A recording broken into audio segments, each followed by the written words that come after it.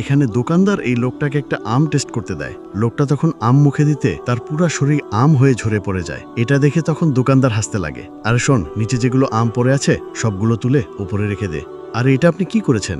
একটা মানুষকে পুরাটাই আম বানিয়ে দিয়েছেন। আরে ওইগুলো এখন বাদ দে, আমি ওকে টেস্ট করতে আম দিয়েছিলাম, সে মুখে দিতেই আম হয়ে ঝরে পড়ে গেছে। আর সর, কাস্টমার আসতেছে, তুই তাড়াতাড়ি করে আমগুলো তুলে ফেল। আম 10 টাকা কেজি, 10 টাকা কেজি, 10 টাকা কেজি।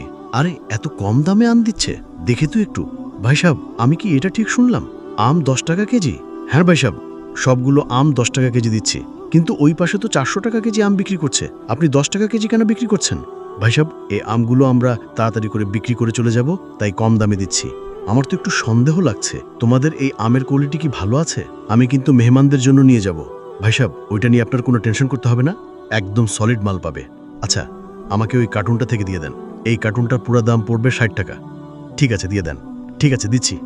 এই যে নান ভাই। তারপর লোকটা টাকা দিয়ে আম নিয়ে চলে যায়। শোন, তুই পেছন পেছন যা। ও 1 প্যাকেট আম নিয়ে গেল, এখন তাদের কাছ থেকে কমসে কম 25 প্যাকেট আম পাওয়া যাবে। যা তাড়াতাড়ি। ঠিক আছে, যাচ্ছি।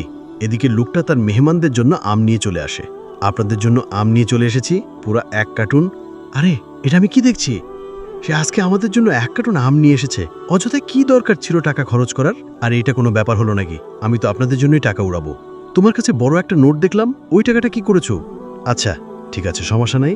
আপনারা আম খান, মজা করেন, আমি আপনাদের জন্য পানি নিয়ে আসি। আরে আমাদের জন্য আম নিয়ে এসেছে, চলেন তাহলে খাওয়া শুরু করি। হ্যাঁ, ঠিক বলেছেন।